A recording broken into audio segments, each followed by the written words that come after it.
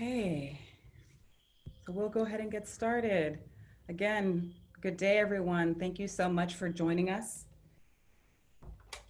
for Consider the Unknown, Cultivating Community, and really looking at what it means to be in community, what it means to cultivate community, what it means to heal our communities. We're in a time that's giving us the opportunity to do massive healing individually and collectively, because we do need that healing all the way around. And as we heal one, we heal the other, and vice versa. So, really looking at the ways in which we can reimagine, re envision community and what that looks like for any one of us, and how all of our communities are intersecting. I like to look at them as circles, and the imagery of circles has been coming up to me a lot in the last few days. And just the idea of that circle, that completion, that just kind of all encompassing environment, and how each of us individually is a circle, how our families, we are in circle, in our communities, we're in circle. And how does that then expand to the larger circle of humanity, the larger circle of everything and every being on this planet, the larger circle of existence? And we're all part of one circle, yet we are all operating within our individual circles. And how do we operate in individual circles that then translates into the connection and the connectivity amongst the entire circle? So really, for me, looking at that imagery of community as a circle, and how do we cultivate that, and how do we fortify that, how do we rebuild that? A lot of circles were created from different energies that we need to really take a look at, and for me, really break through in order to step into a place of our greater and fuller humanity. So I'm so excited to be a part of this gathering with my fellow teachers, facilitators, healers, amazing human beings. And we hope that we leave you with something to walk away with, so that you can really heal your communities as well. So what I would like everyone to do is just to take a moment to ground and to center in whatever positions you're in: seated, standing, kneeling, laying, whatever position that may be in. Just get grounded in that position. And if you literally need to touch the ground or lay on the ground or do something more physically and viscerally with the ground, then do so. Just get grounded. And as you get grounded, incorporate that grounding into your breath, and take grounding, deep, full breaths, taking that air, that energy of life, that energy of transformation into your lungs. And as that goes into your lungs and your body processes it, and it goes into and through every single cell, every single molecule of your being, and you exhale it out, that transformation, giving it back to life, for life, everything outside of you, to do what it will do with it. And breathe in, continuing that process, taking in life, transformation, that breath, and breathing it out, that constant exchange, that constant community, communion with life, with breath, with the air, with the birds, with the trees, with other human beings. We are all connected. We are all connected. Any belief or idea that says otherwise is a false belief. And we get to break through those beliefs and return to our oneness of connection.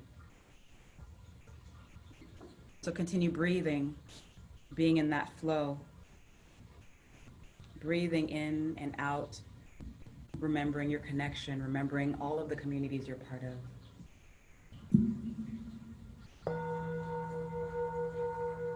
Breathing in and out, remembering connection and community.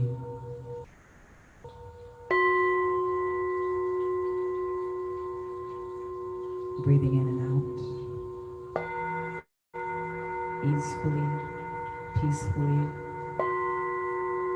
connected, being circular in your breathing,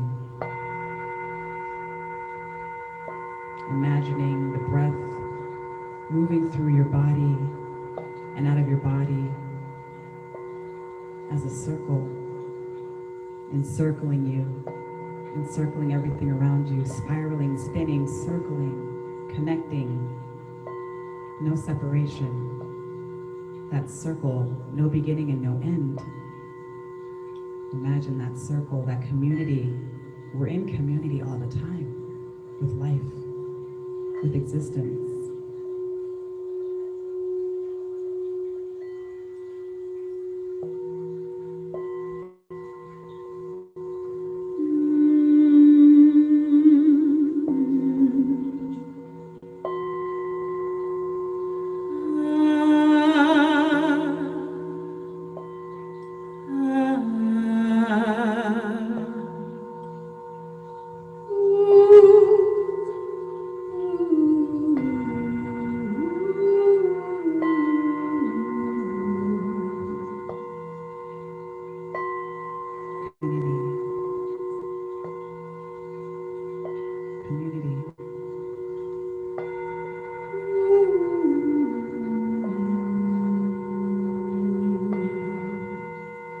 Healing our communities, fortifying our communities, the community within you, the community of cells, of organs, of systems, of processes, everything within you. You are a community in and of yourself. So healing the community of yourself, healing that community of yourself.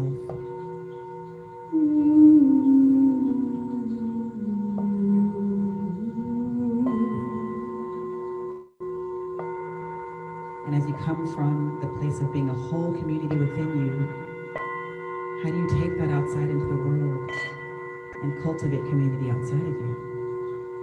Whether it's with your immediate family, whether it's with different organizations on a smaller scale, different organizations on a larger scale, within society, within nations, within countries, within the global sphere, the circle that we are on, this globe that we are on, this circle, this community.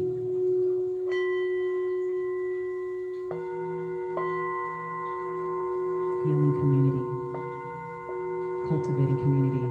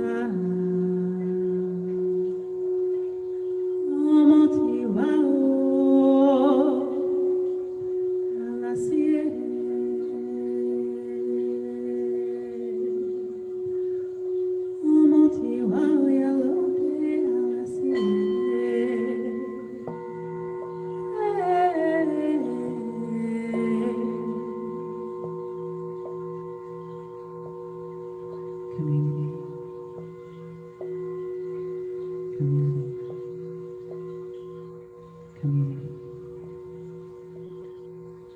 Thank you, community, for being with us, and help us to honor you. Help us to honor you, community. Honor you, community.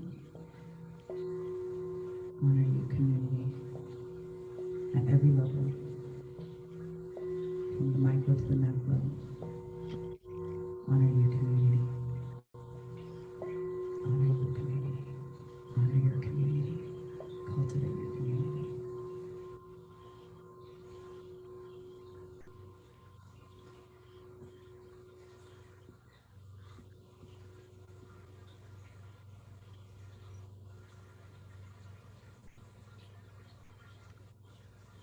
Thank you, thank you, thank you, Henri, for such an amazing introduction.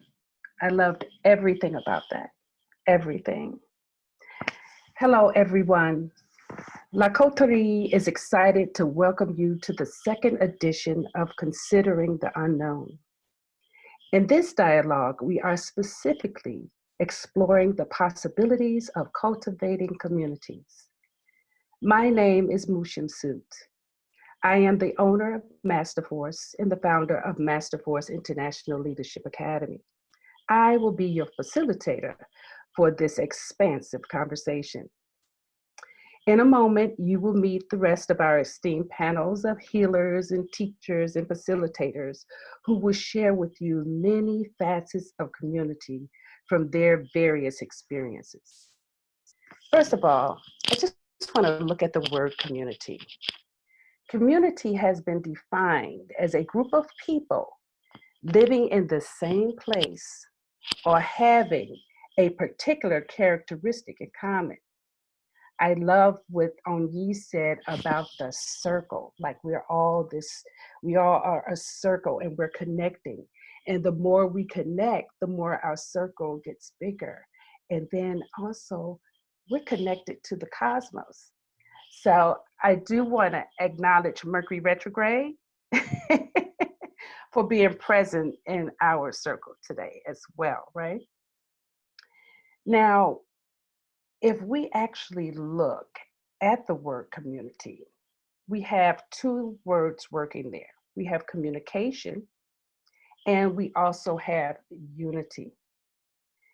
You can actually observe that the basis of community starts with our intention to unify through conversation. And when I think of the word cultivate, I like to think of a gardener or someone who loves flowers and plants. And you know that it takes a great deal of patience, love, and nurturing to actually grow a plant or flower or even a vegetable, right? I'm sure most of you agree with that. So as you listen to today's discussion, I just want you to notice when you're not open to communication with the people you desire to live with. Notice that place and agree to expand. And also just distinguish where you're unwilling to change. That in itself begins the healing process. All right. Now, as you listen to us talk, it's going to be like being in a round table and we're going to be sharing different ideas. And if you have questions, there's a chat area. You can ask your questions there, and our producer will make sure that we respond to those questions as we go through. So now, let us meet the panelists. And panelists, I would like you to introduce yourself by your name, your location, and the community that you're currently developing inside of. And then also, who are you to that community? Onyi, because you already have been part of this discussion, can you go ahead and introduce yourself fully to us? Sure. Hello again, everyone. My name is Onyi, and I'm located in Los Angeles, California. And I'm part of a few communities that often intersect or overlap. I'm part of an artist community as a musician, as a singer primarily. I'm part of a spiritual community, kind of spirituality in and of itself as a whole, and also specifically, or in what I'm grounded in particular, is African-based spirituality through the Ifa practice of the Yoruba people of West Africa. So I am a practitioner of Ifa and initiated into Orisha. So that is a part of the community I cultivate with, or I'm cultivating. And I'm also part of a healer community, a community of healers from different modalities, different disciplines, to really come together and join forces in order to really represent a healed state and reflect that to whoever needs it so that they can remember their own innate ability to heal themselves. And so I am healing myself. I am someone who, the term healer is an interesting term for me, because we are all healers of ourselves. Mm-hmm. And really, that title for me speaks to someone that holds space for another individual to then heal themselves. We provide whatever reflection is needed for that person to remember their own innate healing abilities. So that is who I am, and those are the communities that I'm part of. Very good. Thank you. Raisa, can you go next? Sure can. So I'm also part of multiple communities. Am the founder of Sisters in Spirit, which is about infusing harmony in the women and men who participates in daily living. And in doing that, we share knowledge and inspiration that empowers and helps people bring solution-based um, tools to their lives so that they can infuse harmony into their everyday living. And then I'm also part of a community, the Guap community, which is a Black cryptocurrency, which was founded by Tavana Evans, where we look at how we can economically empower ourselves by using a coin that is for the Black and Brown community, because we know that at some point these fiat dollars are going to dissipate.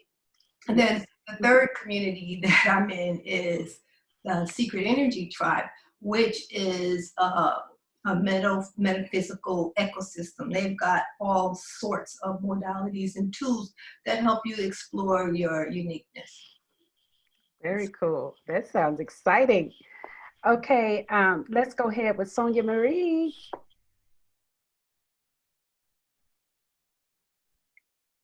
Hello, everyone. Can you hear me? Yes, we can hear you loud and clear. I am Sonia Marie, and I am an astrologer, an intuitive healer. I write for Essence Magazine, and I'm located in Los Angeles, California as well. I am a part of several hundred communities, but I will highlight three of them. First and foremost is the community of Yonkers, New York, and every low income area that is privy to be on this planet. Yes, privy, because we add sauce and seasoning and love and heart, hard work and grit and joy and all kinds of funky stuff. I love that community. That community has raised me. It has solidified me as a powerful source that will never, ever, ever, ever give up. I am part of this healers community as well, starting off in the Native American community, doing a lot of Native American sweats, utilizing African modalities as well, all kind of spiritual modalities. A bunch of people in this community help to do one thing, to recognize who we are from the inside out so we can be better for ourselves and for our greater community. And then the third community I'm a part of is the artists / musicians / Renaissance poets / funky individuals / sweet weirdness people that roam the earth and make this place a lot more colorful with our creations and our music and our words and our hugs and our unabashed way of loving. Yeah, that's about it. Hello. Very cool. Okay. All right. Now let's go to Jaquay and Timothy Glenn. Infinite blessings, everyone. Can y'all hear me okay? Yes, you sound great. All right. Very good, very good. So again, just really recognizing divine spirit and ancestors for this beautiful day and having this conversation.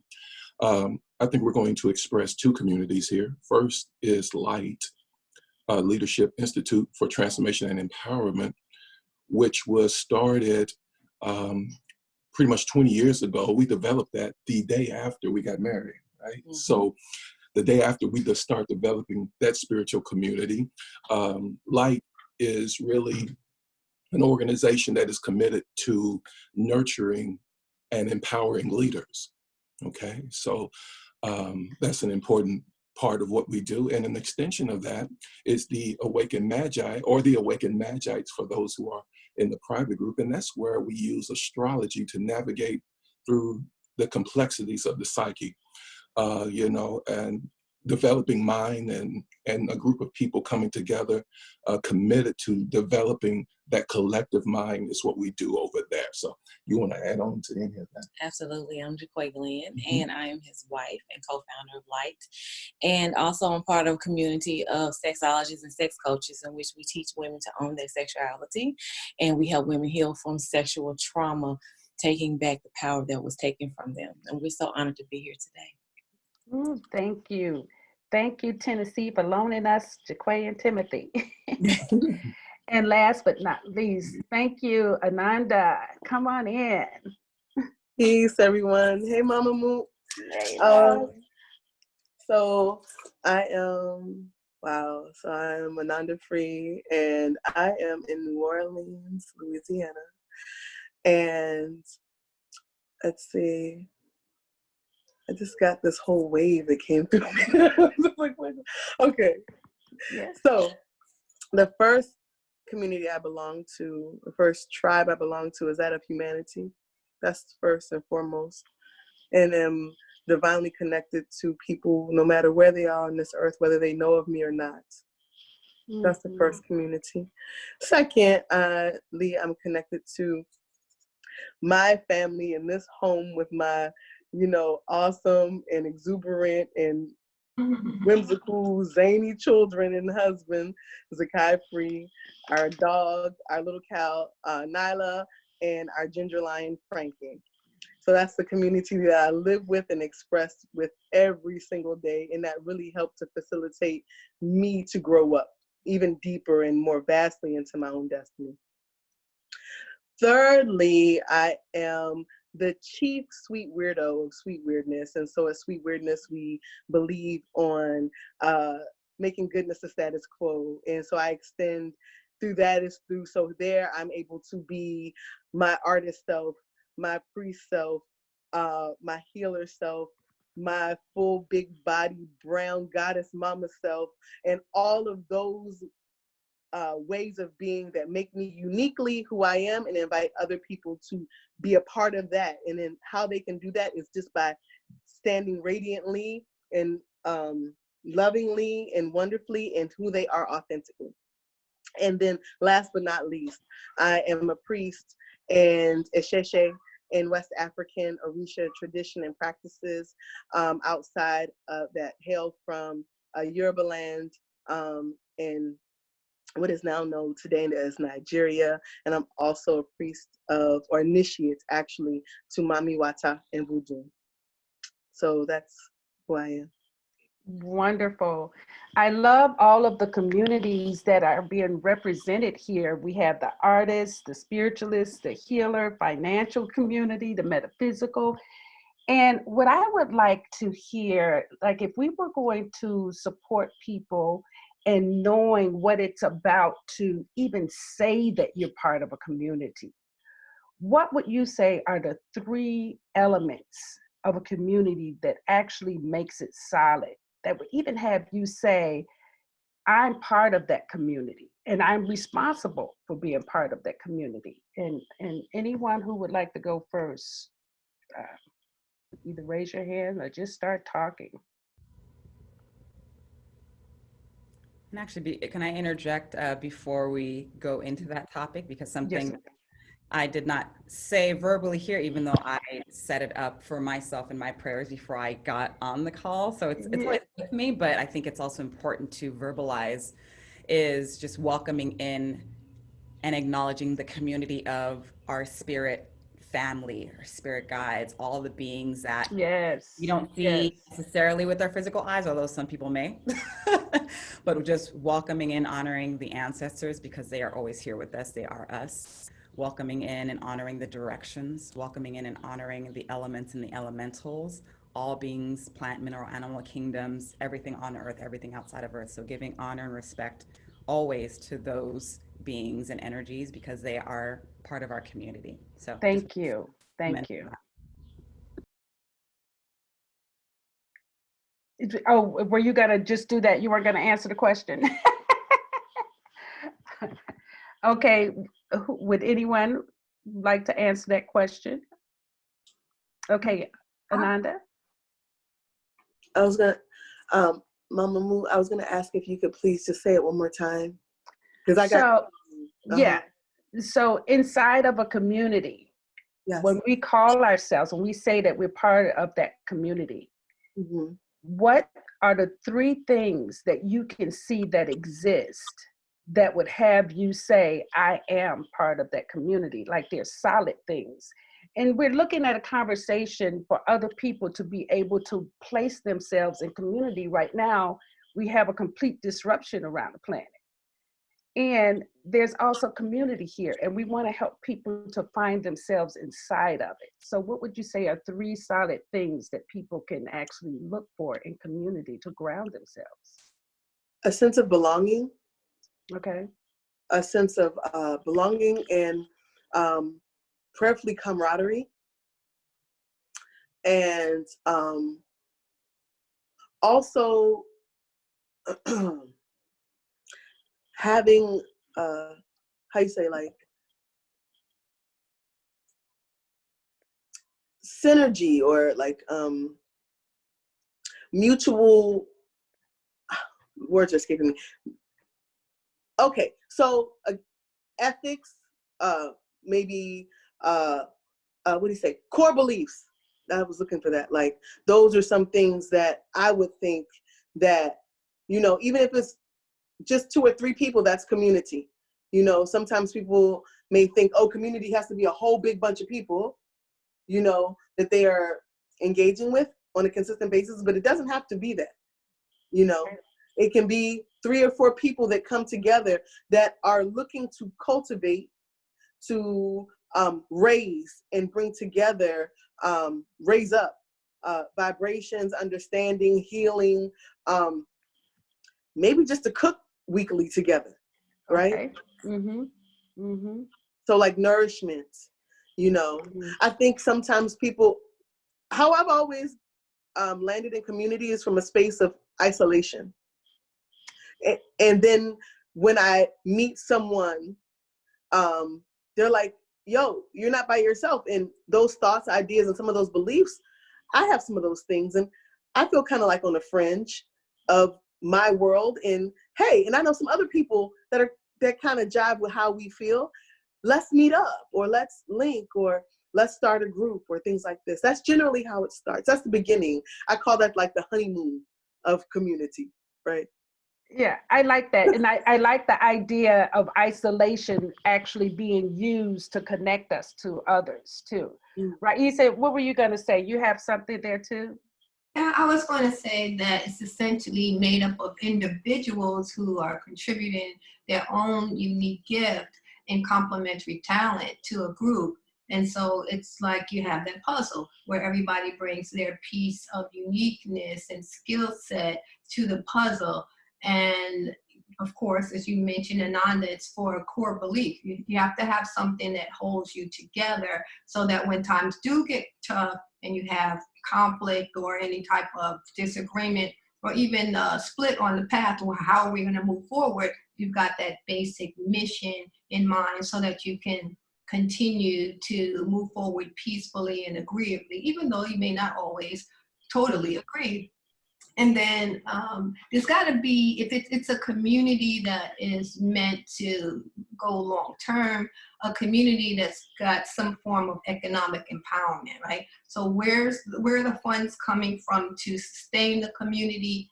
And if it's a community of people, then consider, what are we making? What are we manufacturing? How do we sustain ourselves? Where do we get our food from? So all of those things have to be present. The plan needs to be present for the community to be successful. And then another thing that I think is that there needs to be guiding counsel. So there's a body of people who are able to make decisions, who are doing the planning, and it's made up of all of the different types of people who are part of the community. So if it's men, women, children, men, women, and children need to be a part of that decision-making process. And that way everybody's perspective is considered and it helps to move forward. And again, in the case of conflict, you're able to resolve conflicts efficiently And we've been doing that forever, right, with elders councils. And yeah, that's good. Yeah, that's really great. Well, we've been doing that, and some of that is missing, but we'll get back to that. Did I hear you, Timothy, getting ready to say something? Clearing my throat, trying to. Pardon Okay. me. So yeah, with community for us, it is our belief that the whole alignment and design of community is extremely fixed. It is our belief that even before our incarnation, that there are agreements and contracts made toward a certain vision. You know, also not only as an astrologer, but as a human design analyst, there are two things we look at: the planets that represent the day you were born, and the planets that represent the day the soul was born. There are two elements. One is conscious and one is unconscious. And I believe that as we incarnate and we align to a vision, I believe there has to be a vision that is the catalyst to attract these groups together. You look in the streets now, you see a lot of protesting. There was an event, there was a catalyst to create a community to enforce some aspect of action. So with us, community is a very spiritual concept, and it is one that is very flexible. I believe the mentioning of the circle is a great example, but that circle must be flexible. Whenever somebody becomes limited and fixed in their ideas, the circle hardens and then it becomes fractured.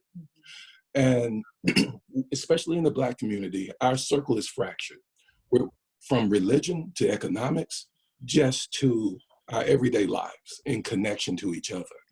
So, you know, it is my hope that we can begin to have this conversation to cause a little more flexibility within the idea of community, because people believe that just because you start together, you should end together.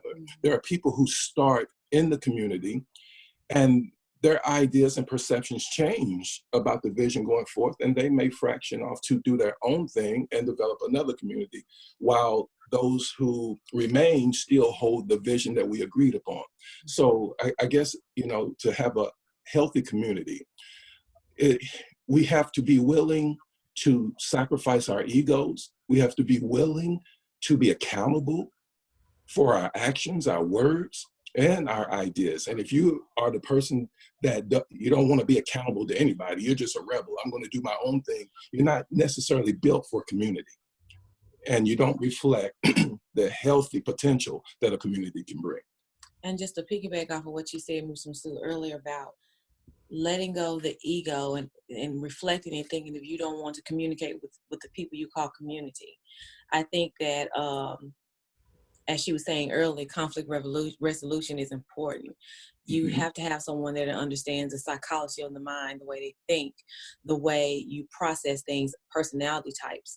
Because if I can't understand why my sister or my brother is feeling or thinking a certain way, if I can't get into a space of seeing things objectively and putting myself in that person's position, how can we ever, you know, coexist together? Because my thoughts are not always your thoughts, but I need to be able to understand, come outside of my ego and to look at and see what you're saying and seeing if I'm bringing you pain, how can I alleviate that pain simply just by listening and honoring the space that you are in. And we're not taught that. We're not taught that just because you have conflict, it means that, okay, it's over with, we can't ever, you know, coexist together. That's not the truth. I can allow you to be on your path because I understand the psychology of different fluctuations of feelings and with spaces and growth. So with me cultivating myself spiritually, inwardly, and understanding me and knowing me, the more I know me and I take responsibility for who I am and take responsibility for what I put out into the world, I can allow my brother, sister, my community to have their space of growth and understand that I wasn't always perfect and that trust that they'll get that. And we have to be taught that type of emotional intelligence is what I'm coming from. Yes. Emotional intelligence is something we're not born with. It's something we have to learn. And if that is not present, then community cannot thrive. Make no mistake about it. There will be pain mirrored to each other in community. We unconsciously project that pain onto each other in our community all the time, the reason it has sustained itself for 20 years is because we were accountable to the pain we were projecting. One common theme in our community is usually emotionally unavailable parents. We had at one time we became our own parents. Right. Instead of mentor, I became father. Right. And the broken relationships with their father really caused that, a lot of pain to be brought to me, a lot of expectations that I didn't agree to fulfill.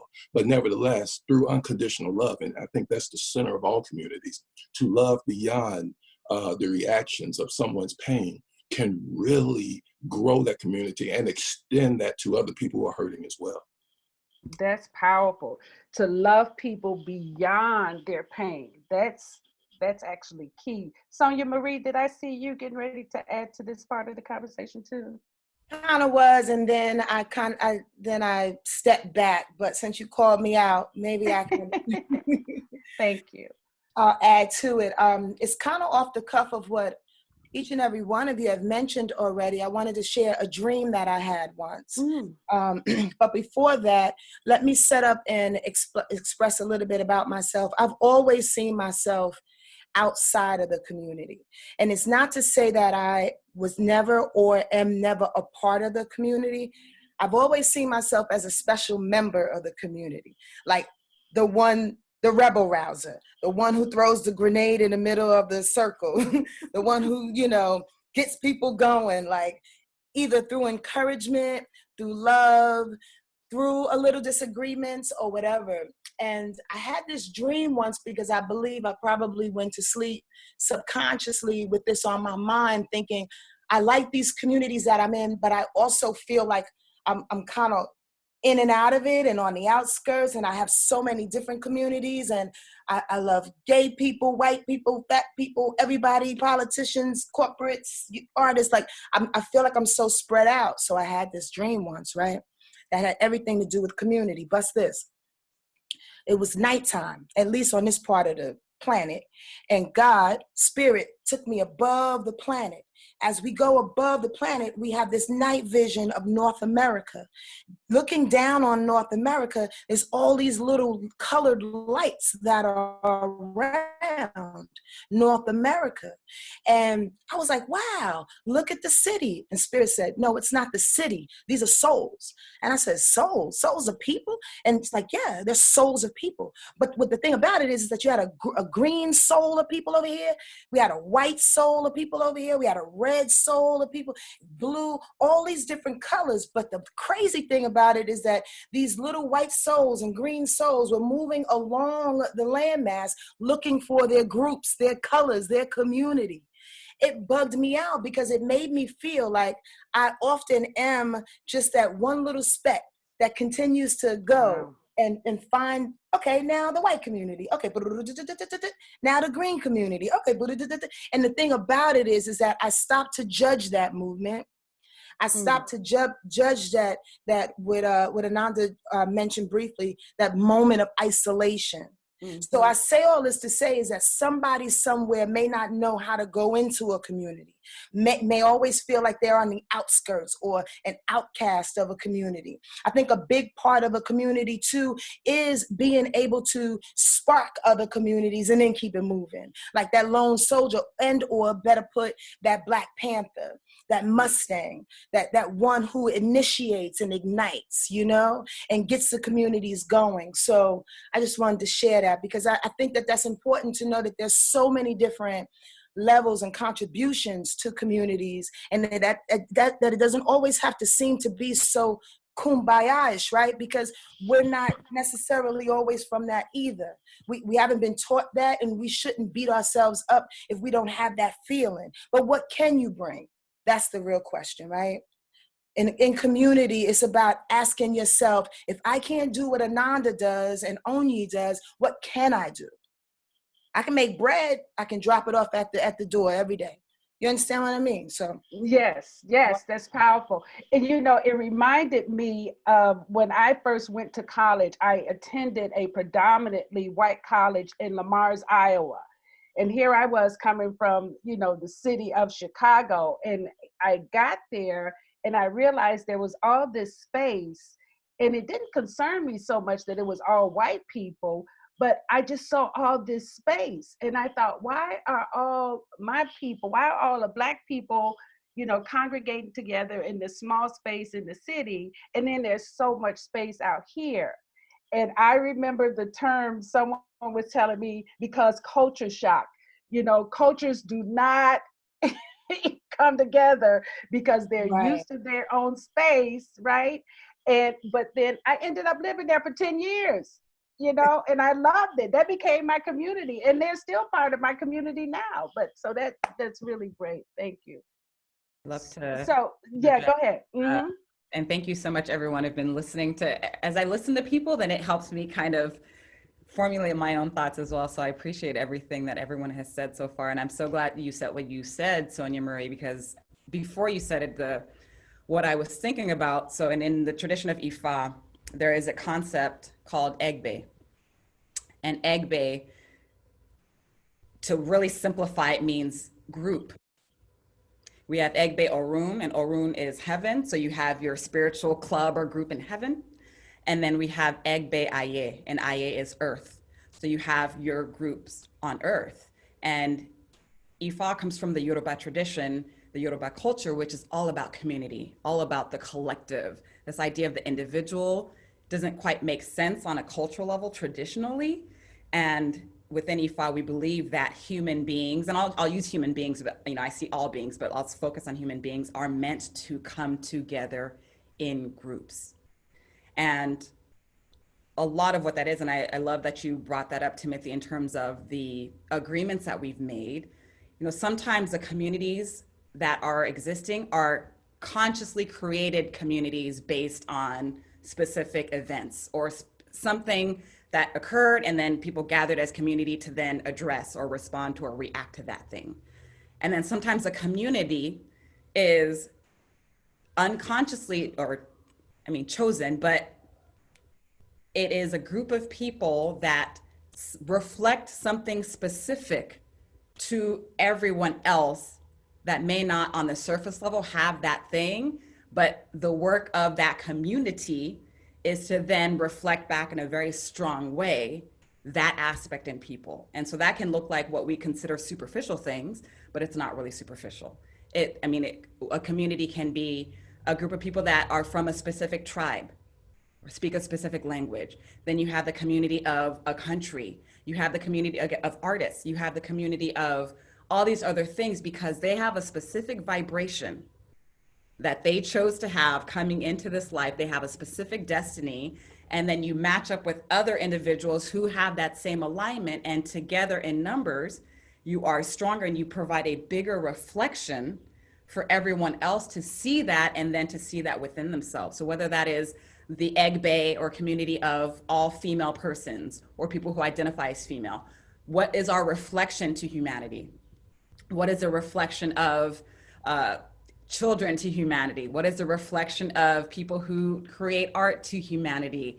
And again, because we live in, or we have created this idea of race that we are still working through and processing right now, okay, fine, the Egg Bay of Black people, of white people, of whatever other color or culture or race that we've created until we break through whatever we need to break through that completely shatters the idea of race. What is our reflection providing to everybody?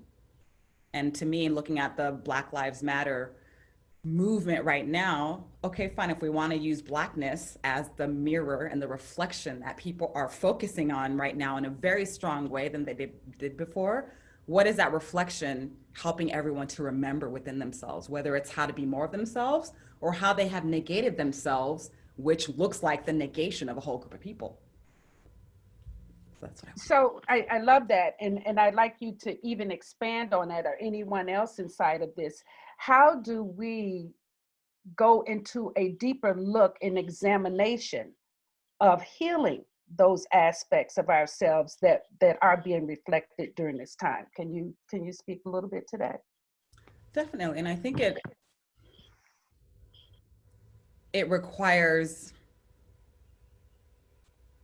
compassion for yourself, first and foremost. It requires The constant recognition, and I think this is sometimes, it is a challenge for human beings, and I have faith and trust in us that we will get to this point. But it is, for so much of our history as human beings, we have, for whatever reason, decided that we cannot see our own reflection in someone else unless it Mm, looks like us, to mm, whatever degree. We've made that decision, even though all that is in existence is, well, no, you're all everything. You can look at a tree and you should see yourself in a tree. What is tree reminding you of within yourself? Observe the tree. What is its energy? Don't get so caught up on, well, the tree is, it has these green leaves that shoot out of, twigs and things. It's like, well, okay, yeah, you're getting too focused on the minutia of the external in a way that takes you away from, but what is the energy that it's reminding you of? mm. Growth, rootedness. What is the color green energetically? Okay, maybe the heart or life. Look at kind of the overarching energetic reflection that those things or people are reflecting back to you. And if there is a issue or challenge or resistance to that thing or that group of people, what is that within yourself? What is that within yourself? If you're negating this group of people's existence because they are, again, call them Black, which again, our choice of terminology and description is interesting. It's like, okay, what does the color Black outside of people represent? Or what have you projected onto this group of people that then creates fear or anxiety for you? What is that within yourself you're not acknowledging, to the point where you shut it off completely, and then the reflection of that outside of you that you have decided is a reflection of that brings you so much hatred or animosity because you are negating that within yourself. Mm. Why are That you is powerful. that thing? What is that response you have to that thing? Check yourself. Always, like, everything is reflecting back to us what we are either in alignment with or resisting within ourselves. Beautiful. Who else would like to speak to that? I want to So, stay with this. Just go ahead, Timothy. so yeah, I think now we're getting into the meat. Thank you, Oni, for bringing us on in. I Absolutely. think we're getting into the meat now of community. Here's the thing: without unconditional love and compassion to another's pain, you cannot sustain a community. There's a book, Moot, I'm sure you're aware of, Your Soul's Plan, I believe. You remember? Yes. In this book, a type of hypnotherapist was able to take people under to such a deep state that they could remember the tribe's agreements even before their birth. And when you think about that, forgiveness becomes a little bit easier. It takes a little bit, a little bit less effort to forgive. Okay, if I'm driving down the street and somebody rear ends me, even though I'm a spiritual practitioner, I'm going to have choice words immediately because I've been trained to react to an event. And so now I'm pissed, now I'm angry. It's the same way in community until I get out of my car and investigate what has happened.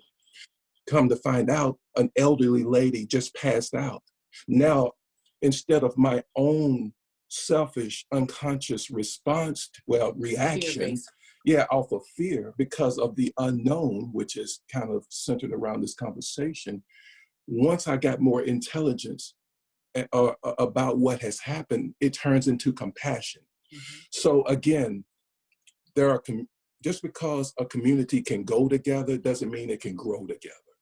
And if we're going to grow together, we better start understanding other people's pain around us. The more we understand their pain and their story, forgiveness kind of happens on its own and turns into compassion. And we understand compassion is simply a compass that aligns us with our highest ideals and our highest purpose. So again, we are unaware, I think, of the pain and spiritual condition of those that we sit next to because we're afraid to be vulnerable. We don't trust each other enough to tell you about the molestations. This is community talk.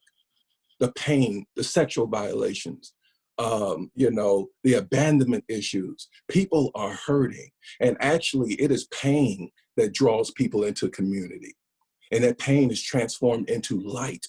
Okay, so again, that's my position with community. I want to thank, Onya for bringing that in, because we really got to think a little bit deeper than just the surface.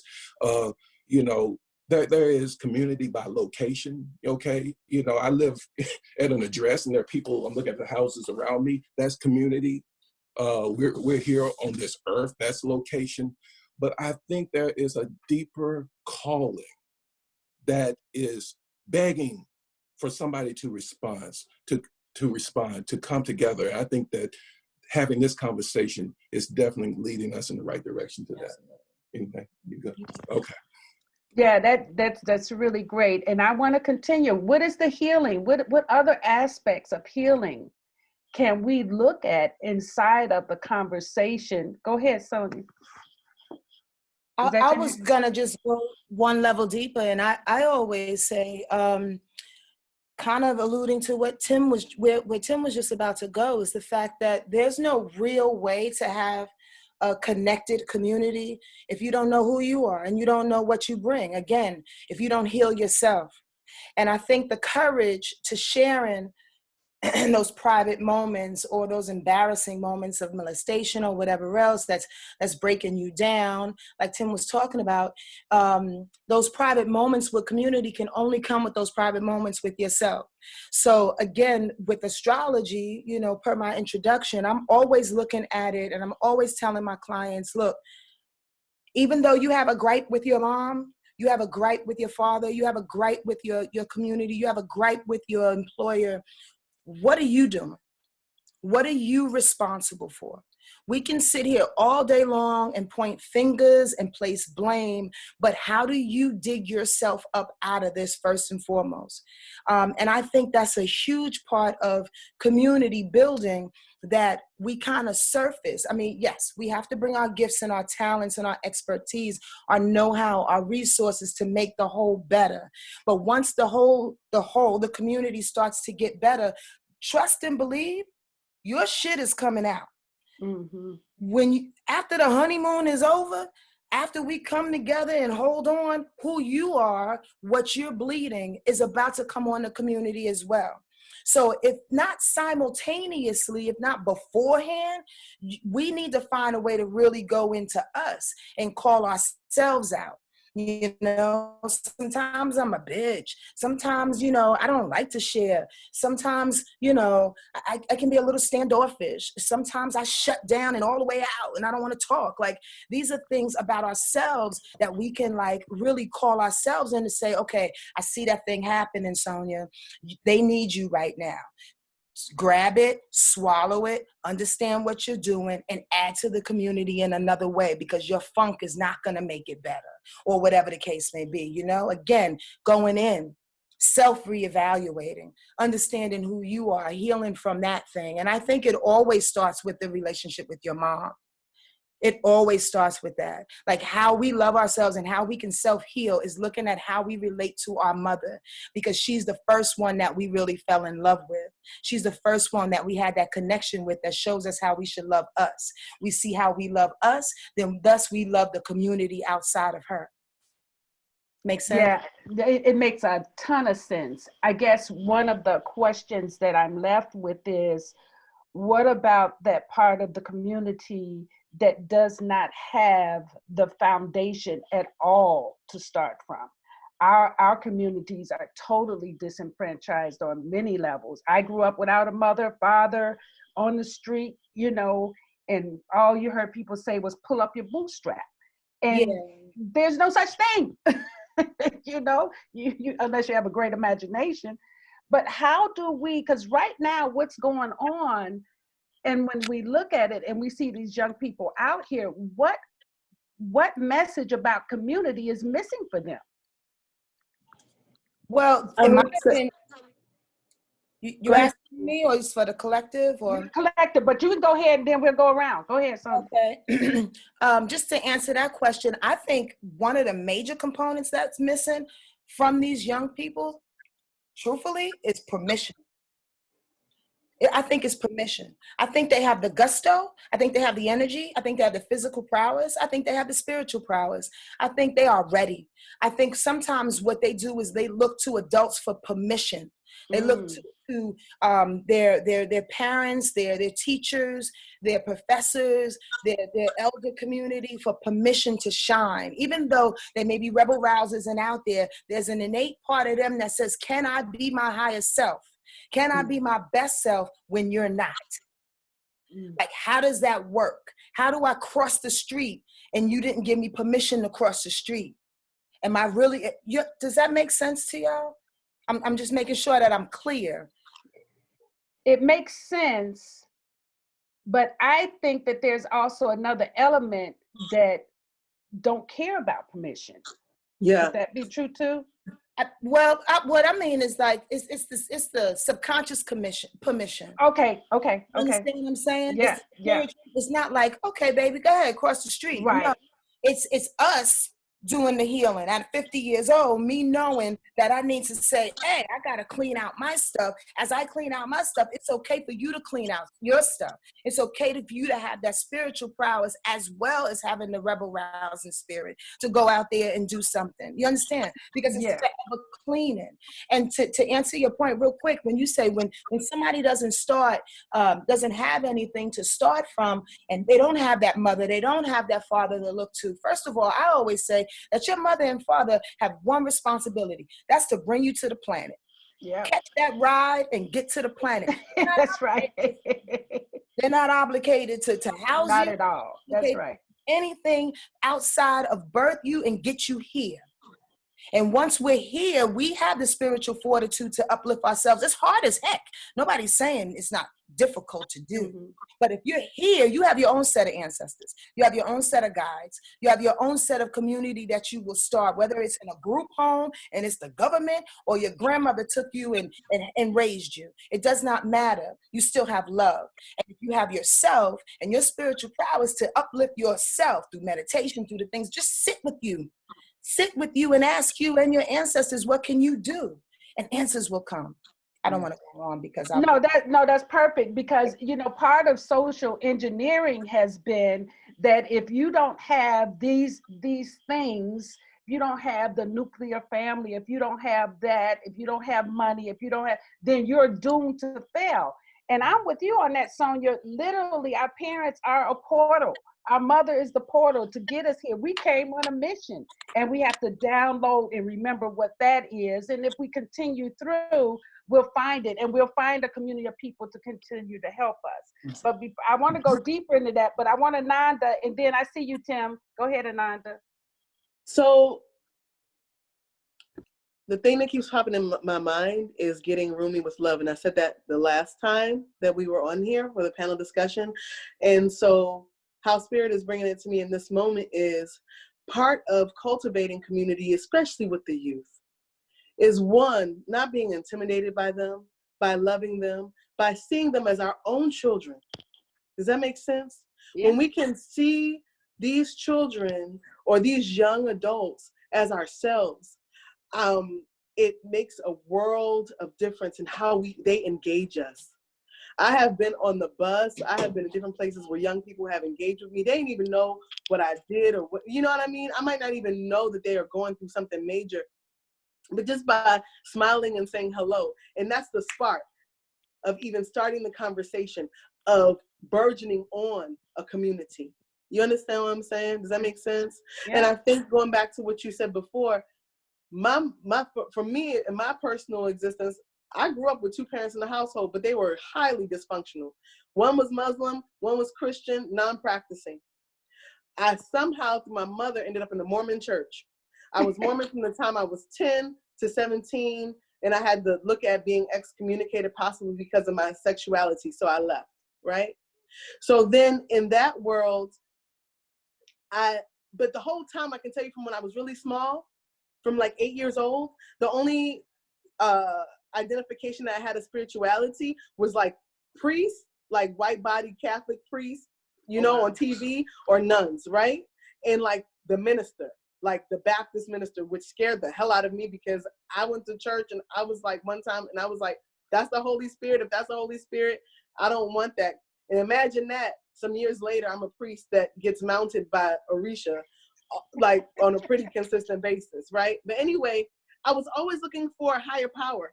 I was always looking for God. I was always looking for that. Once I got into the space, and this is what I trust, that other people are going to say, when they say yes to themselves, when they say yes to the universe and life that's calling them, here comes your guides. Here comes your mentors. Here come prayerfully responsible elders and responsible people that can guide you for however long to where you get to go. And I think what's happening in our society is we do have the rebel rousing, the passion, the anger, the righteous indignation, which deserves to be there. But there is also, as Timothy was in, Jaquay was speaking to earlier, there in Raisa, having counsel is important in community. Having someone to say, hey, I've been where you are, we've been where you are, and yo, when you're ready, the baton is right here.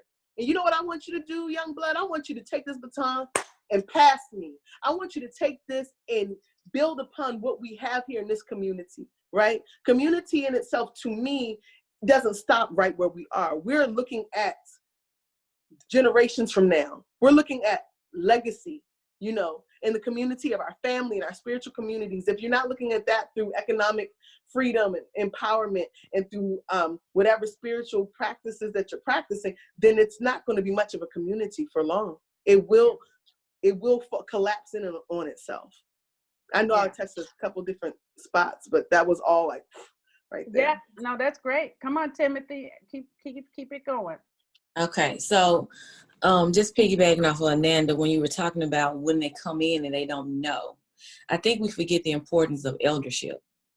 And one of the things we have to do is you take in these young people and you teach them these things. One of my favorite gifts to give people is the space to be themselves without judgment. I have 18, 19, 20, 21-year-olds who I'm teaching about ritual, who I am taking the time to teach them about, as you all said before, understanding the purpose of your parents being here on this planet. They're here to bring you here, and they're here for you. That's their main job. Now it's your job to take the baton and make your life what it is. We have to speak into the younger people, just like someone had to teach us. Even though we went through a lot of stuff, I know from our generation, Timothy and I are very self-taught. We had to learn meditation, learn all these principles and emotional intelligence and mirrors and shadow work and all those things by ourselves. So I remember how hard it was going through my early 20s and 30s and not understanding these type of things and making mistakes and destroying relationships and learning to take the lessons from that. So when one of my mentees who's 21 comes to me and begins to talk to me and says, oh, I don't know what I'm doing. I feel like this. My parents are like this. I'm doing this. I can sit down, let her get all of that out without judgment. Let her just be herself. Tell her that this space is safe, and then know how to cultivate her spiritually, emotionally, physically, MEPS, all of those areas where she can grow freely and not feel like she has to be something she's not feel like she has to live up to some type of standard that the world has set. Teaching her that your authentic expression of yourself is the best way for you to make an impact on this planet. And also it gives you the space to be happiest, have the best mental health, and where you can grow and find out who you are. We have forgotten the importance of mentorship and being an elder and learning to let these children grow into who they are and not trying to fashion them into who we think they should be. Because they already know who they are when they're born. Our job is just to create the space or the container for them to grow into that. And I'm going to say, I think that the children suffer from us as being the elders, where I'm officially an elder now, I think. I think they're victims of our own limitations. Absolutely. The reason, I don't know if we ever thought about why the Black church's voice is so weak now. It's because the leadership only wanted to inspire the young people to imitate what they have done. And if even what we do, and I think that what we do is, some of us is pretty damn advanced. The children that are coming behind us, it cannot stop where we are limited. Okay, we have to give them the tools. And as Sonia said, that's where the permission comes in for them to be themselves. Even in astrology, Pluto comes in and defines a generation. Her mom, you know, uh, bless her soul, she came in through Pluto in Virgo. That's a certain type of a group of people. Then Pluto in Libra, which is most of us our age. If you're anywhere, 40, 46, 47, Pluto in Libra. But you're seeing the movement by what I think defined as millennials are coming in with Pluto in Scorpio and Pluto in Sagittarius. Pluto represents transformation. And let me tell you something, Pluto in Scorpio does not play, and Pluto in Sag is about to push all of the things that you thought that, it couldn't go any further. Those children are coming in, well, they're adults now, but they're coming in and really pushing the issue. I read a meme on Facebook the other day that this generation, they're afraid to ask for extra ketchup, but they'll body slam a cop, Right. You think about that. How do you form that radical energy into something that is productive, something that can be useful for the movement? So like Ananda said, children, they're learning by observation. Mm-hmm. It's not about, you can hold these type of forums all you want. You can hold your workshops. You can do whatever you want. But is what you're trying to get me to do, is it working for you? Mm-hmm. Or did it work for you? Mm-hmm. And if it didn't work for you, they're not going to buy into this whole thing of spiritual evolution and ascension until they can see it manifest in us. So we have work to do still. Mm-hmm. Because we're still in the process of making this real for them. And once they observe this, they'll know what to do with it, I believe. Absolutely. And one thing I want to add to that is also with us being as elders, we have to be aware of our own stuff that we could project on them, and allow, when you see a gift in someone and seeing that it could be stronger than yours, you got to learn how to cultivate that. Yes. And not hold that back. That's and I right. see that happening all the time. When I look at my daughter and I look at her friends and I look at them, my daughter is so much greater than what I will do, what I can do. And I want to create the container where she can grow. I never want my daughter to feel limited because I have my own insecurities and jealousy about how I didn't get out there and make my dreams happen. And like my mother, I love her to death. She was human, but that's what I experienced. In her own jealousy of who I am as a person, she held me back a little bit. And so I carried that being held back throughout my life until I, met my Muslim shoe. And she let me have the space to be who I am. So one of the things that I do for this younger generation, when they come and I see their gift, I'm hitting my altar and I'm like, how can I cultivate them?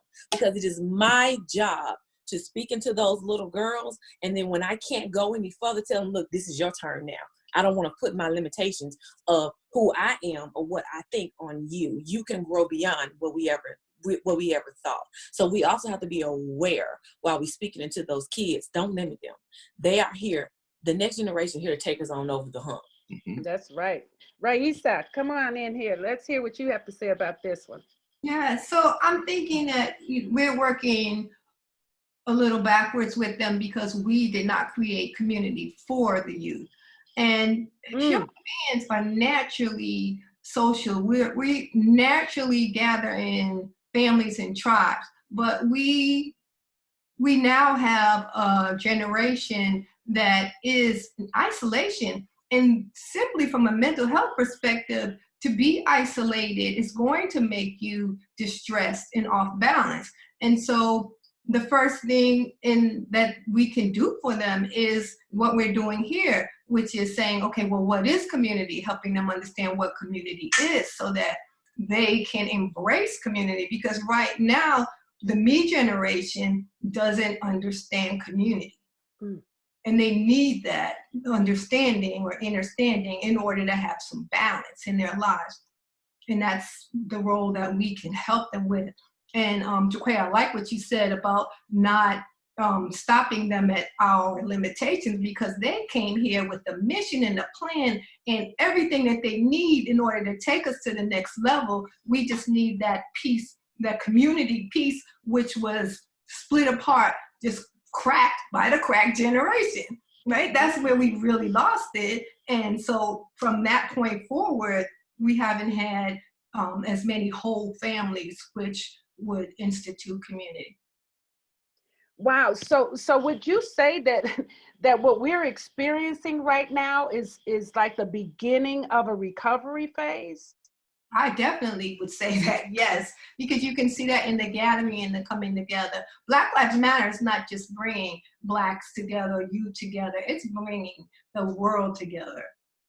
Yes, I agree. Because a lot of people, I see a lot of signs from people who are not Black, you know, and even little kids walking around with the signs. That's good. I, Onye? I really love that, and different people have said it throughout, just looking at that idea of permission and the youth, not knowing that they have permission, and then that being a reflection of the adults and the elders who don't believe they have permission. So again, if the outside is a reflection of what we got going on, it always goes back to that inner work. And it's such an interesting thing to look at. I'm always looking at things from the cosmic level of just the comedy, the cosmic comedy at the idea human beings have that they don't have permission to be who they are, despite the fact that they're here. Like, you're here. That in and of itself is permission, period. If you didn't have permission to be who you were, you wouldn't be here to be the reflection of who you are.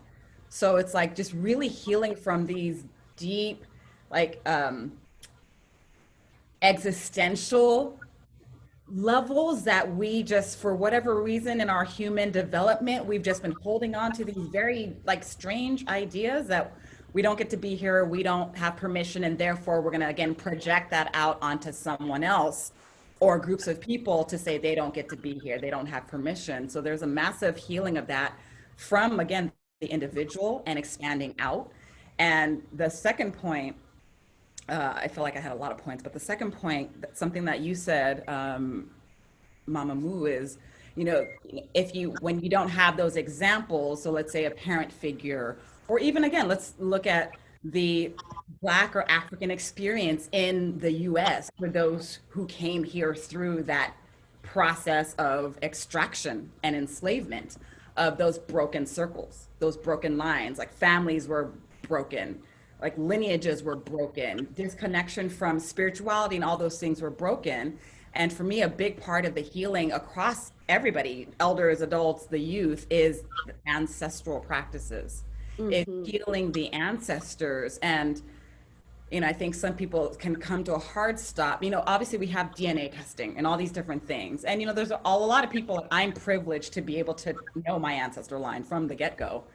And not a lot of people have that.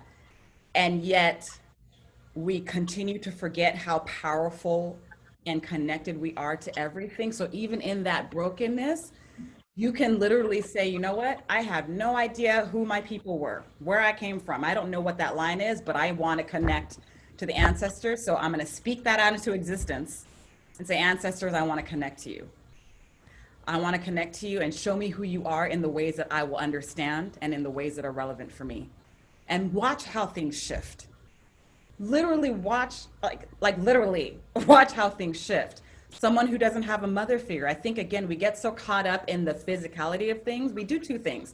On the one hand, we get caught up in the physical and we diminish it and negate it. So that's a slap in the face to me, to existence, of saying that thing is bad, even though existence, it's like, well, it's here, so it's not. So we negate it, or we focus too much on it to where we lose track of the energetic. If you didn't have a mother figure, okay, I didn't have a mother figure, but I know the energy of mothering and nurturing is something that I need. So I'm going to speak out into existence and say, I need that in my life. In what ways and from who or from what can I receive that energy from? And just listen and pay attention, because it will show up. Life is like, cool, got it. We don't answer you. And it may not look the way you thought it was supposed to look, but it's going to come. And I think once we just detach from, and once we move away from an attachment to some of the physicalness and really step into an energetic place, that opens up the world to us, because we are in fact energetic beings having a physical experience. Always going back to the energy, back to the energy. Yes. That is so right. And you know, when you said that, it reminded me of, you know, like being 3 years old in a family next door who knew what my family situation was. They would always invite me to dinner, or they would take trips and they invite me to go. And that became my family. Even to this day, even to this day, they consider me family and I consider them family. And then there's other families that have brought me into their midst. And I can see that that's how the universe works on ye, that, you know, whatever I need, it's going to show up inside of that request. And that's it, the request, the open to receive it. So that is powerful. Thank you. And Nanda, was that you? Yes. Oh yeah, I just want to just say how grateful I am to be a part of this community, right? Because I belong to several communities, and what's important to me is that metaphysical, even though in Isheshe Ifa, that is metaphysical, but it's a different type of, you know what I mean, conversation. And I will say that as I shifted, you all came, you all manifested. And the deep part is, before you all showed up, Yaya Ashun told me almost a month to the day before this thing happened that there was a new wave of people coming into my life. But I had to make a decision. Something is, you would think as small as business, what your business should be, right? What a business gets to be. And once I shifted out of holding on to this concept of what I wanted sweet weirdness to be, or what I thought it got to be, in spirit, I'm gonna say this. To me, in my experience, the community of non-physical beings, I like to think as like legions, not just 10, you know, cherub-looking beings or whatever, but great, powerful, ascended beings and masters and things like this. They walk with us, and they were like, no, you get to shift. And as I shifted, you all came in. And that's how community to me works. I was given, I had to start with me. And before, years ago, when I first started on this path consciously, I was looking for community. And the community at that time, they showed up and they were my exact reflection. We were all speaking from our pain points. We were all moving from abandonment. We were all trying to drink it away, sex it away, drug it away, petty it away. You understand what I'm saying? Yeah. And so that's the community that I embodied at that time, until something was like, this isn't who you get to be right now. This is, we have more for you. You have more to do. And those people, just as quick as they came, they were gone. And then I met new people who were on a different journey, seekers, who were like, what's this life? And I think that when we talk about community, it looks all kinds of ways. And I also, Spirit wanted me to say this earlier today, I have seen people who live under bridges in tent homes, and they have community, and they look for each other. And I think that sometimes as human beings, we can get so lofty in our expression of spirituality. When I see those people under the bridge, when I've seen them caring for each other, looking for each other, folks who are addicts, they be like, for instance, have you seen Ron? No, I haven't seen Ron in about a week. Last time I saw Ron, he said he was about to make a score over at the trap house. Word, we need to go find where he's at. We haven't seen him, and they find out he OD'd. That was his family. They looked for him. So community isn't always this thing, like, you know, they have cultivated community from a space of addiction, from a space of isolation, from a space of being disenfranchised, thrown away. People all over the world have communities. And I think it's important that where we are, be grateful in that. And when we see those people that people might see as castaways or whatever, that they're doing exactly what they get to do in this moment, in this time. And in fact, they're not lost, that they've had their own destiny, they have their own hand, they have their own karma, and they've come here to play that as best as dealt. Yeah, that's powerful. And that's real. And I totally agree with that. I want us to look at, because it keeps coming up, the whole aspect of spirituality inside of healing. how do we use that? How do we actually use spirituality? Tim, you said earlier that church, you know, it's losing it's. I mean, it used to be a place where we all congregated, right? But now it doesn't exist. How do we use spirituality to bring that inside of a healing modality for us? For me, and that question is loaded in so many ways, because it's so hard to really pinpoint where to address it. First of all, I like to use this analogy. If I choose to go to a physician, or say 3 physicians, okay, 3 possibilities of different types of community, if you will. The first step to addressing the healing is to identify the illness. Now, there's a certain concept I used to study. They say it was originated in the Native American community, but I truly believe you can trace it all the way back to our motherland in the East. It's the idea of what's called Watiko. Watiko is said to be a virus within the consciousness of humanity. And every generation, we're working on trying to heal Watiko, or the virus that you see. You know, if you see government dysfunction, if you see your dysfunction in your community with drug abuse and all types of pain, this is Watiko working its way out. But it's so hard to identify. Okay, so, and I can pose this to all the panelists. I think we all need to have a conversation on identifying the illness. If racism is an illness, how do we address white privilege and Black inferiority? How do we address those things to a place that we can agree and develop a community? You know, whatever it is, just identifying the illness. And there's many within our collective community as Black people.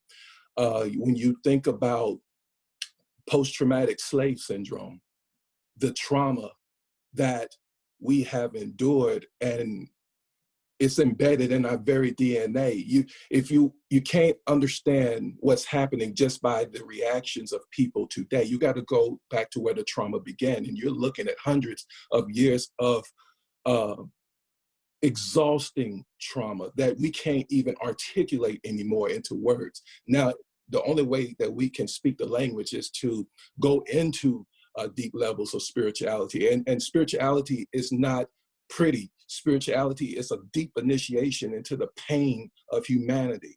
And if you're not willing to engage in that, I don't even know if we can begin to have the talk about healing, because it's a very painful event that has happened to us that affects the whole world. It's not like it's just affecting Black people. Everybody who existed in that conscious awareness of abuse and pain is affected on a traumatic scale. You know, even if I took on this live, if I went outside and found a bird and I come here and rip his head off, somebody's gonna need therapy from that. And you think about 300, 400, 500 years of the splitting of family, the selling off of family, the raping of women, the abuse, sexual abuse of men and women, and think today that that doesn't matter. I think that we're going to miss how to even have this conversation to address the healing. So again, I really feel that you need to. You don't want to touch this. No, you took Well, it. okay. Well, I don't want to speak for you, but that's my thing. I think that we really need to take a deep look in how we got here on this Zoom. How did we get here? What did my ancestors deal with that they couldn't address? All they knew to do was to pray and sing spirituals, or to sing songs of their homeland in remembrance, hoping that the next generation will remember the struggle and carry it on to the next generation, until there's a generation that comes who is emotionally intelligent, who is intuitively intelligent to identify the illness. And I know this probably is not answering your question, but I'm hoping that it leads to a conversation that some of the other panelists can jump in on. No, that's great. Come on, you commenting on that? To me, and thank you so much, Timothy, for that, because it kind of helped add to some of the reflections that I was having within myself. To me, spirituality is all of it. Everything is spiritual.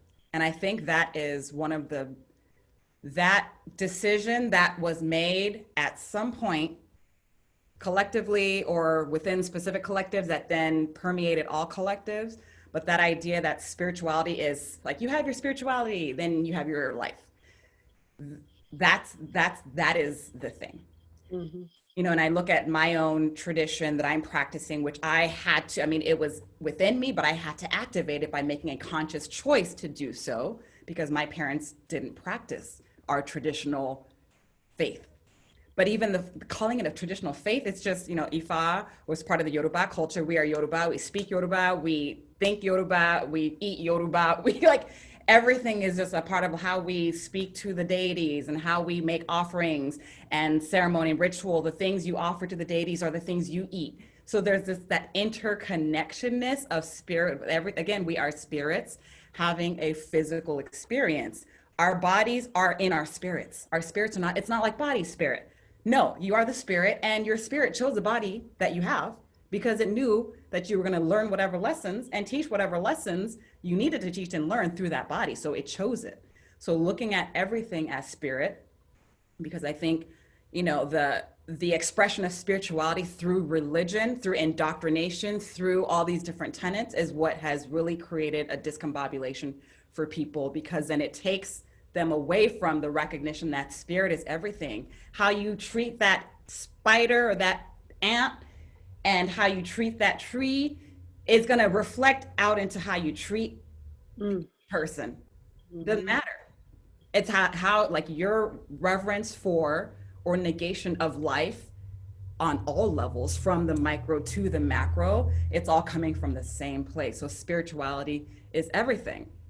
Everything. So in what ways are we in these physical bodies negating our spirituality through our choices and our actions?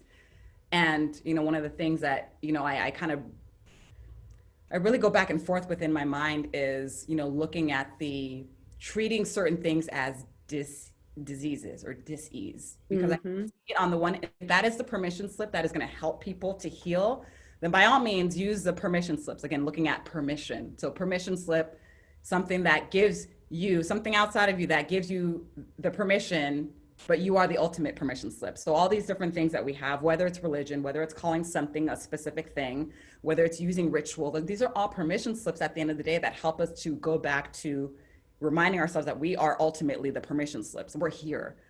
And so to me, sometimes what some people can get caught up with in using the word disease for certain things is this sense of disempowerment.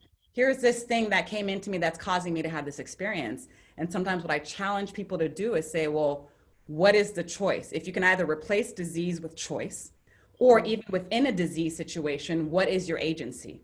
What is your choice? What choices can you make so that even if there is this thing called a disease, that your perspective now does not become enmeshed with the negativity that can be considered this disease?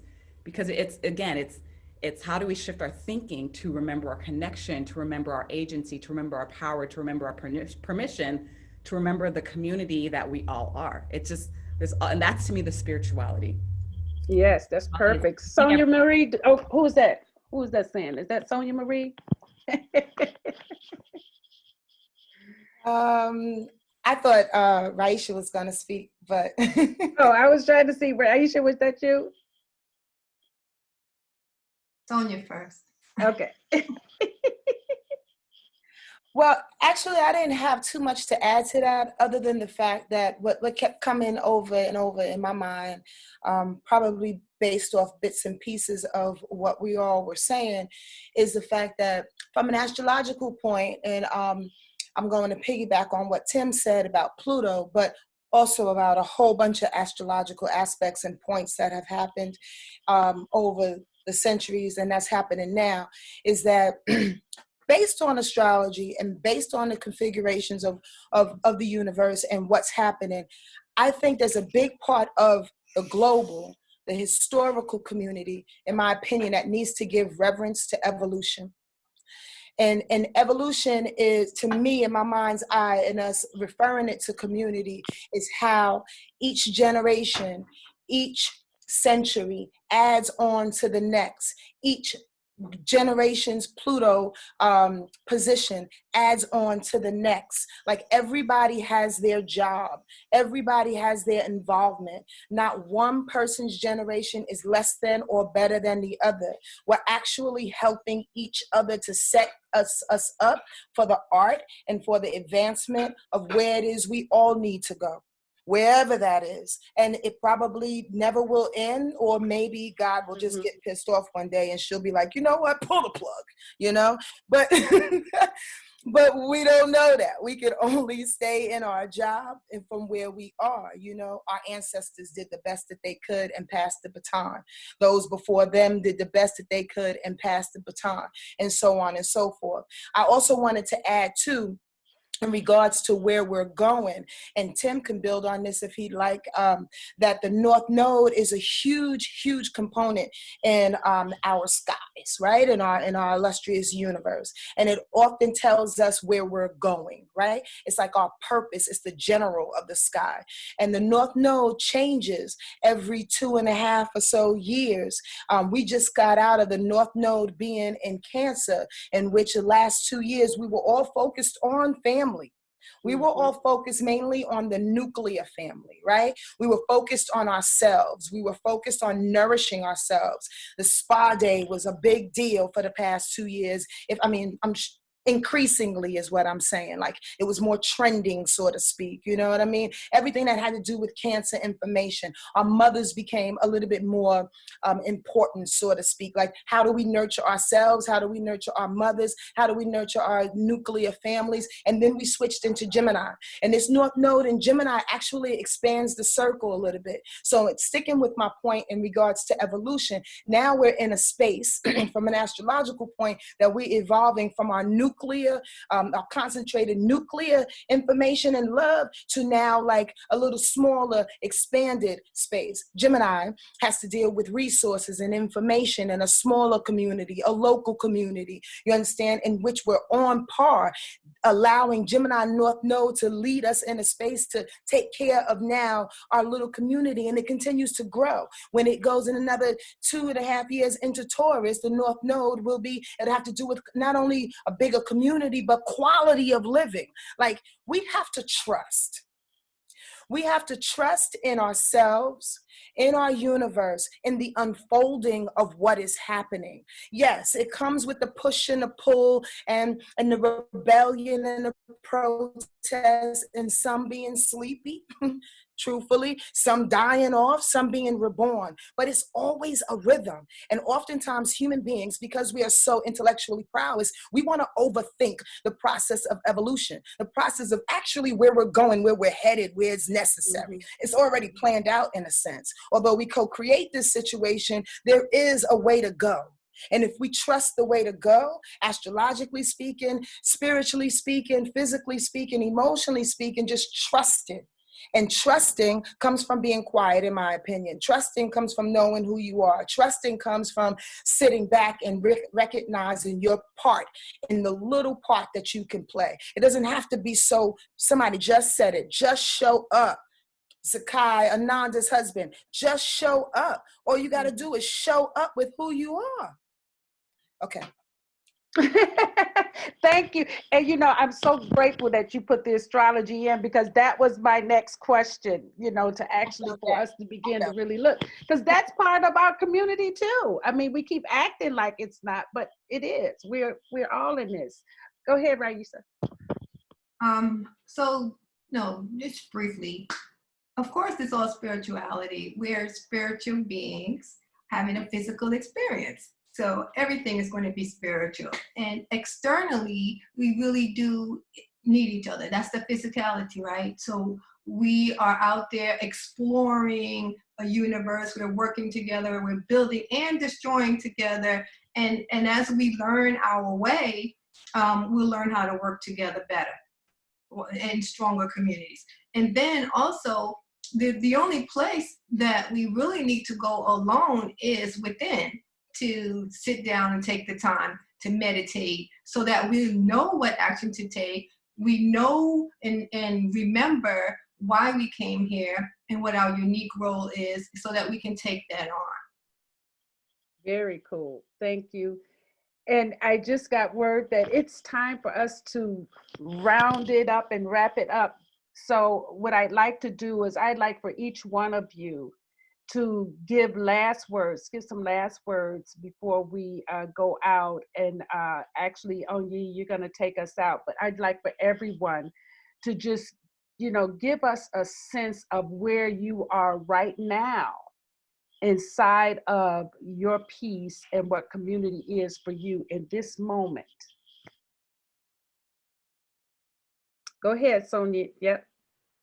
Well, I'm excited. Naturally, I'm an excited being for the most part, not unless I'm eating. No, I'm just joking. I'm excited for where we're going. I think that the best is yet to come. I'm excited that the buildings are burning. I'm excited that the constructs are burning. I'm excited that we are all talking about community. I'm excited that certain communities are abolished. I'm excited that the real crossroad is going down right now. Everybody is in the middle of the street having to make a decision. Not only are we showing up, we have to show up of who we are. Not only we show up who we are, we have to recognize who we're not. Not only do we have to recognize who we're not, sometimes we have to be the individual that is very unpopular. From your family to the people that love you to your employers. Sometimes you have to step out on your own. We are all being called to be free. And it's a very difficult task. But I am excited because I roll with that. Personally, I am that person that I'm like, as many individuals as possible that can make up these subgroups, that's awesome. Because these subgroups, whether you agree with them or not, are coming with a power in which we can converge somewhere along the line. It doesn't have to be right now, but if you come with truth, your truth and my truth will hook up sooner or later, but come with your truth. Show who you really are. Even those who are, being not so nice. Let me see your face. Yes. Let me see you. Show me who you are so I know how to step to you, so I can prepare myself and I can prepare my loved ones and I can prepare my community to make sure that we are alive. Yeah. Yeah. To make sure that we have a voice, that we have an equal opportunity to fight the good fight of living. I'm excited. And I say, even if it's just you being a single mother or a father, having one child, that is your community. That is your responsibility. It does not matter who's in your crew. If you just have one person in which you can bounce information off of back and forth and be the truest you have done your job. Never negate it, how minimal or how big it can be, please. Just do you as best as you can from the inside out. Thank you. Thank you, Sonia Marie. And it's always a pleasure to be with you. Thank you. Likewise. Ananda, go ahead.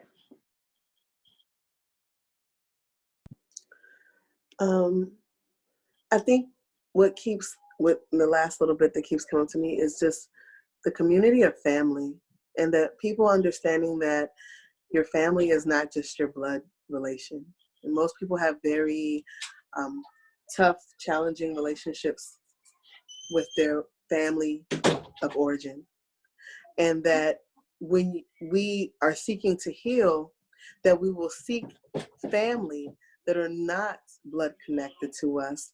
And sometimes, I know I've been taught that on my journey, that my family of origin is my first community, and that is my first mission. That's my first client to say prayers and do that. And that's fine. And I can do that and not be checking to see, are you healed yet? Can we be together? Are you healed yet? Can we be together? Are you still drinking? Are you still doing drugs? Can we be together? No. My business is to do my work and move forward, and also to have community with those who I consider to be my family of choice, and who love me, accept me, who will correct me, and community without correction is not community. Right. People who are just looking for people to go along, to get along, honey, you want an entourage. Yeah. But community are people who want people that are going to hold you accountable, where you could be like, yo, You about to make me take my earrings off. No, sis, I love you. Don't take your earrings off. Don't take your drawers off. You don't got to get naked. You can get naked.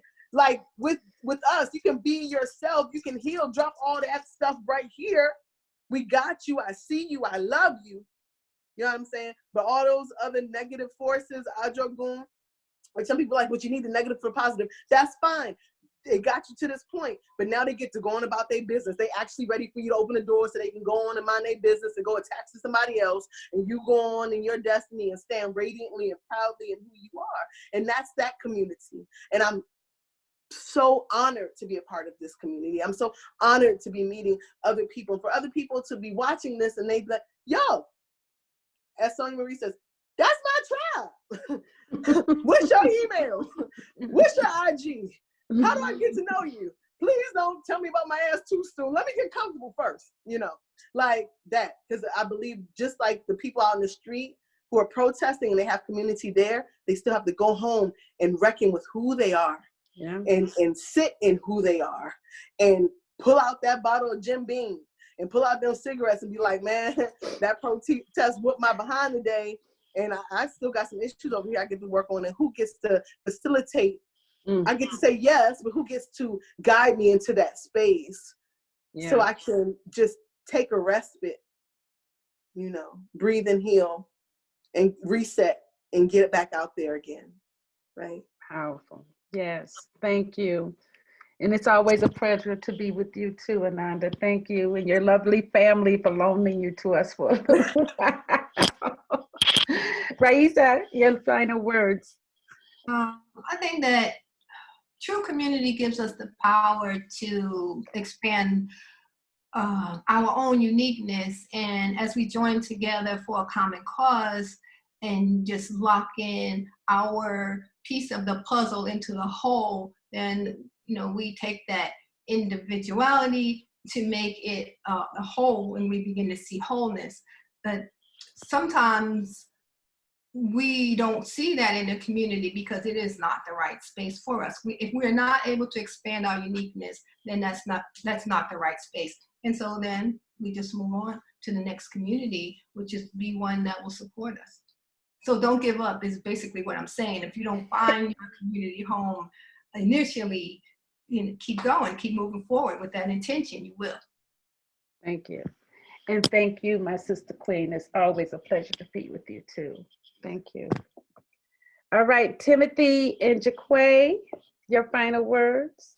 Let me just say that, Ananda, when you said there's no community without correction, I hollered at the screen, you are preaching, child. Yes, yes, yes. Because that is one of the things that, you know, I want people to understand, that the purpose of your community is to challenge you. Their job is to expand you, listen for your greatness, and give you the charge to be better.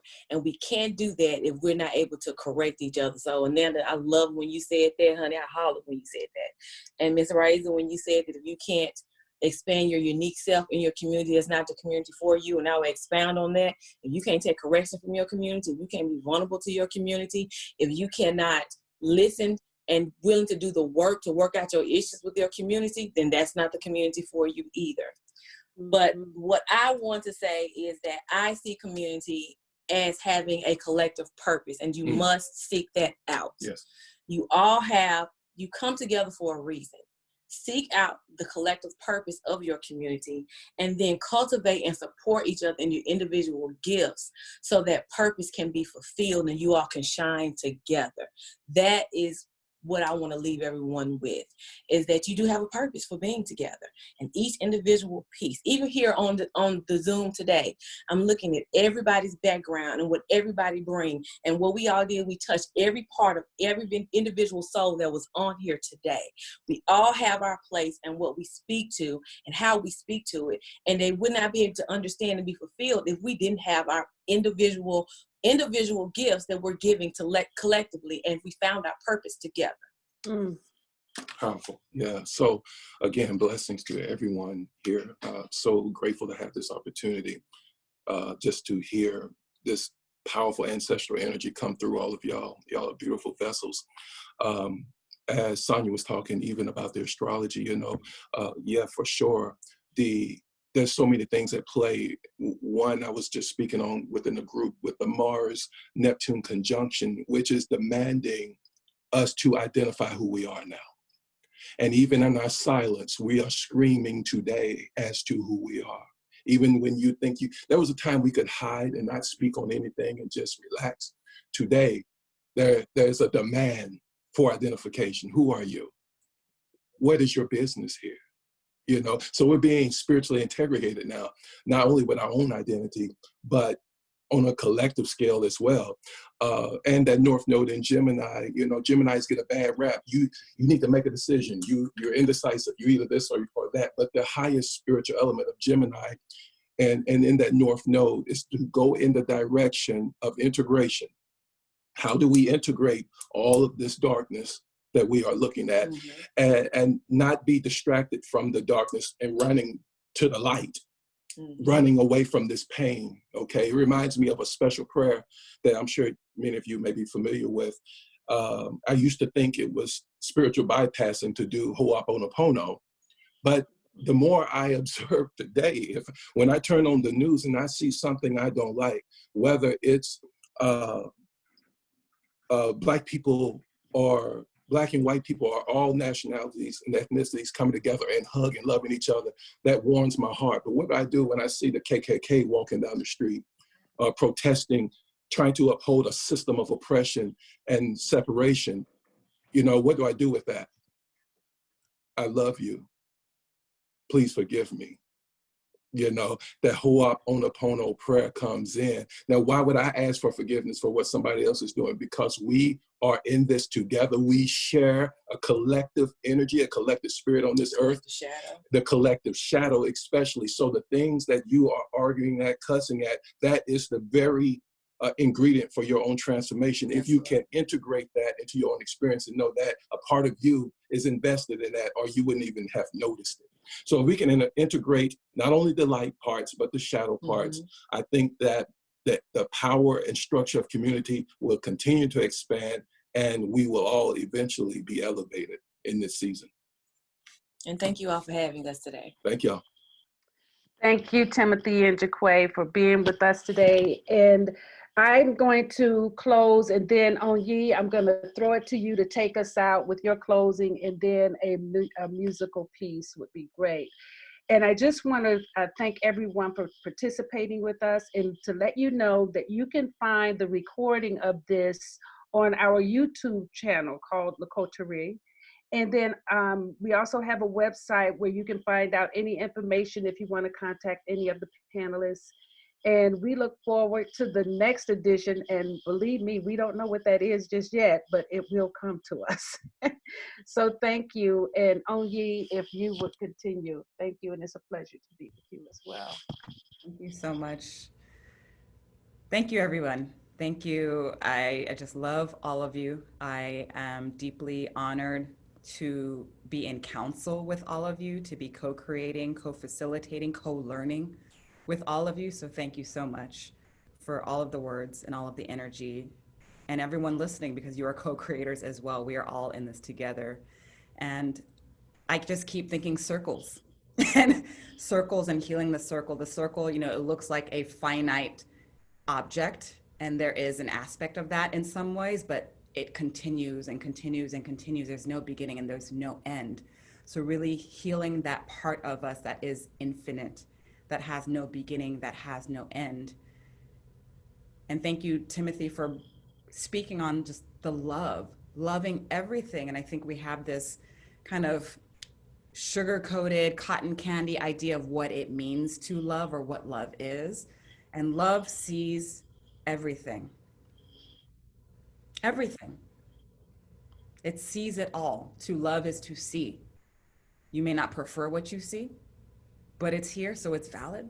So we get to see that reflection. And like you said, we get to look to see what within me is needing to heal, that this reflection is helping me to see. And thank you, reflection.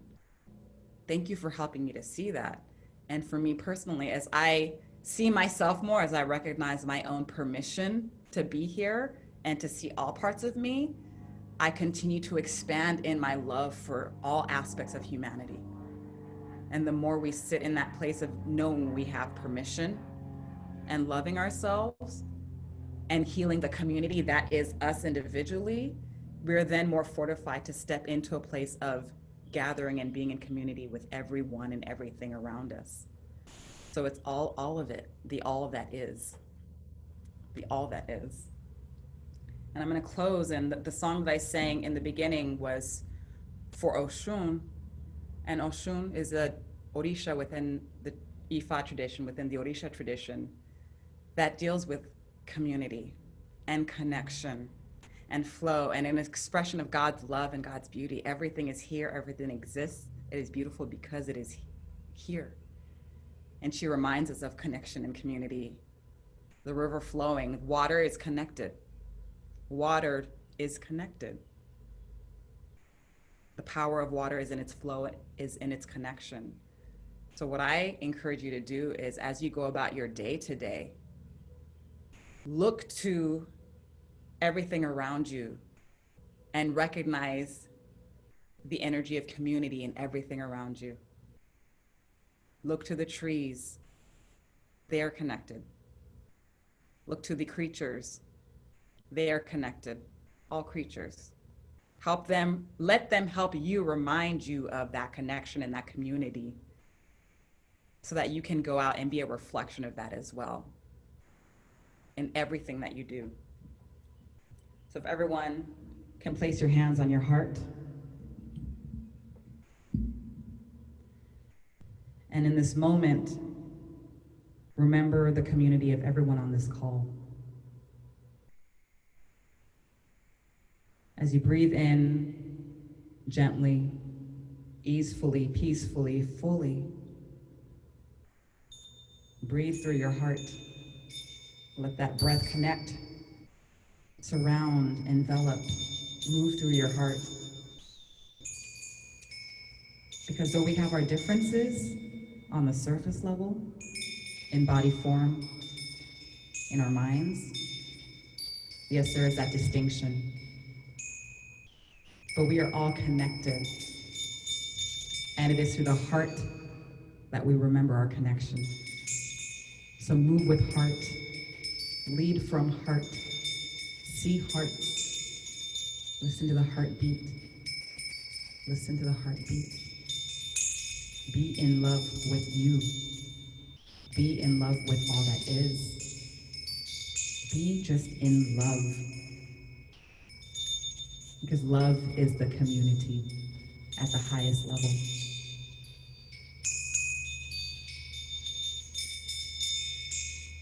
Yeah, yeah, oh, Omolosa. Yeah, yeah, oh, Omolosa. Omontiwa, oh, Alasie. Omontiwa, oh, Yalode, Alasie. Orokomi, eh, orokomi, esa. Ore,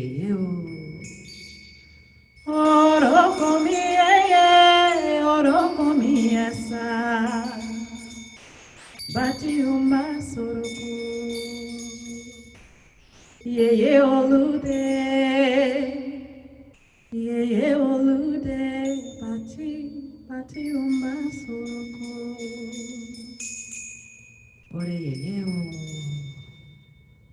may we all heal our circles within and outside of us, interconnecting, converging into one circle, the all that is.